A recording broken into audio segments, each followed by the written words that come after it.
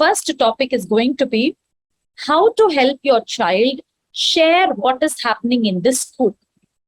So, any of your child refusing to share with you? Is there anybody who is not sharing? The children on refusing to share, or not even telling you, or not even bothered about answering you when you ask such questions? Yes? Okay. They don't even answer. Yes. Okay. So when you don't even know what is happening in the school, okay, whether it is because of the teacher, because of the environment, or because of the friends, or because of the people around them, what is bothering them from not completely accepting the school or accepting the learning process? When we don't even know what is happening in the school, then working at home will be like a total disalignment. Like there will be no connectivity between the school and the child and you when you don't know what is happening in the school. So first we will decode the topic of how to help your child share what is happening in the school. That is the first topic. Then we will go to the next one. So first of all, why the child refuses to share anything with you? Why the child refuses to share anything with you? That there are being three reasons for that. I'll give you the first reason. The first reason is the children actually don't know how to share. If suppose they are children up to 8 years, 9 years and all that, they don't know how to share with you. Like if you ask them, what did you do in the school? Many children don't even bother to answer.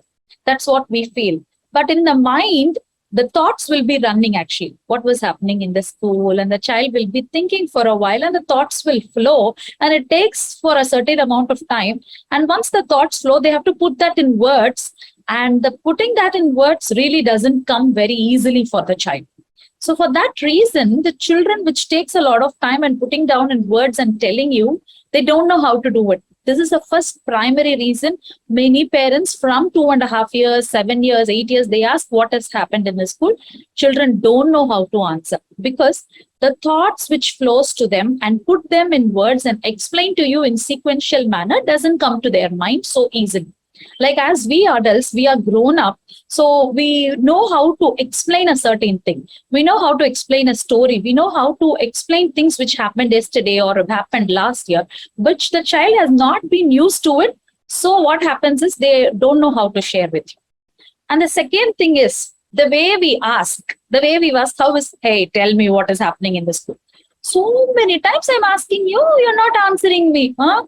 So I have to check with ma'am or check with your friend what's happening in the school.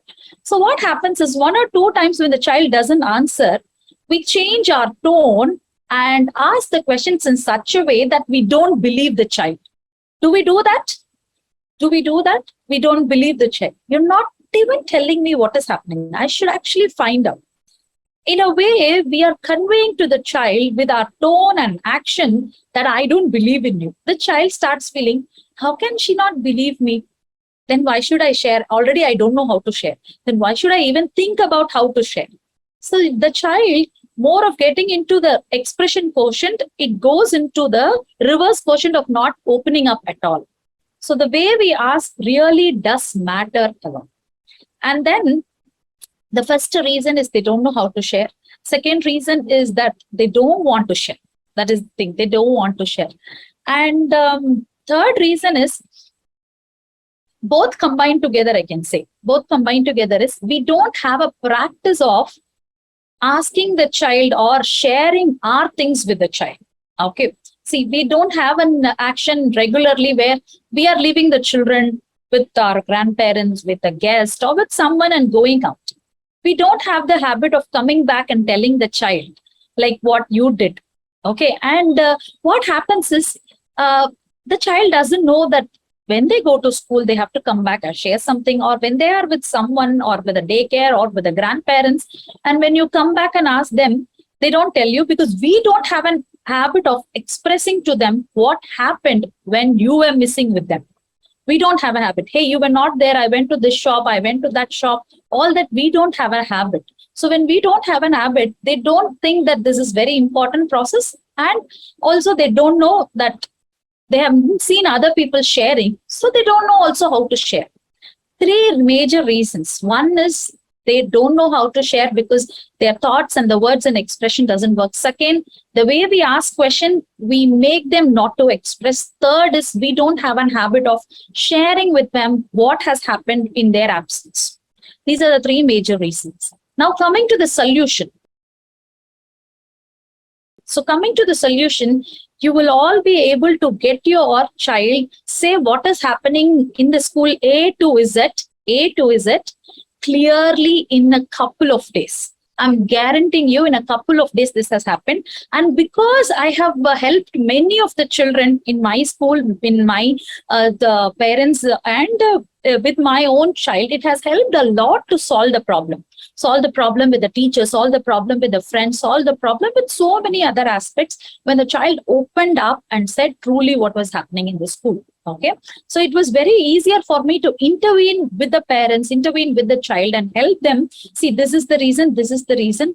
Let them allow them to do this. Let them do this or let you not do that. In that way, it helped me. So what is the first major thing which you will do when you want your child to say what is happening in the school? First of all, when the child comes back from school, no, what you should be doing is, hey baby, hi, have you come back from school? Okay, nice. Now, do you know what happened from the morning when you went to school? You know, after leaving you, I said, bye-bye. I came inside, I got a call from Dada, and then I went to kitchen, I made some cooking, and then I dressed up myself, I went to my work, and then there were some issues which was going on. I had to really resolve it. And, you know, I got a surprise call from this auntie, and then I had my lunch, and then, you know, I came back home in an auto, and that Ottoman was very nice, or Ottoman was very cringy, and you came back home. Now, the very first day, you are telling the child, I am opening up myself when you were not there, what mama was doing. When you were not there, what mama was doing. Not only when he goes to school, even when you are leaving the child at home and weekend you go to some shop and come back, even in a small areas where you're missing, start telling the child what you were doing when you were not with the child. Okay, when you were not with the child. Now, what you're giving a demo on how to explain when we go out, all the actions putting into words. You are actually giving a demo to the child of what has happened with you.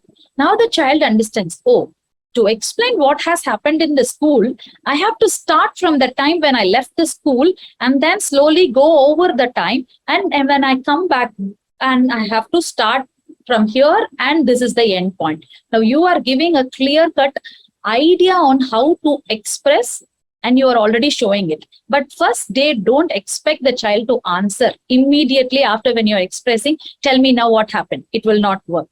So now next what you have to do is, first couple of days, whatever has happened with you in the absence of children when they begin to school, you start explaining things. And the third day, now ask the children, hey, you went to school, did you see your friend? Did you see your ma'am? Did you see, did they tell you anything about this math book? Hey, did you play with your friend? Did you share some food? Today you had your chapati, no? Did you share your friends? Ask these kinds of questions to instigate them to answer for a specific events. Even on the first, second day you can do. They might or they might not answer, but third day they will definitely answer.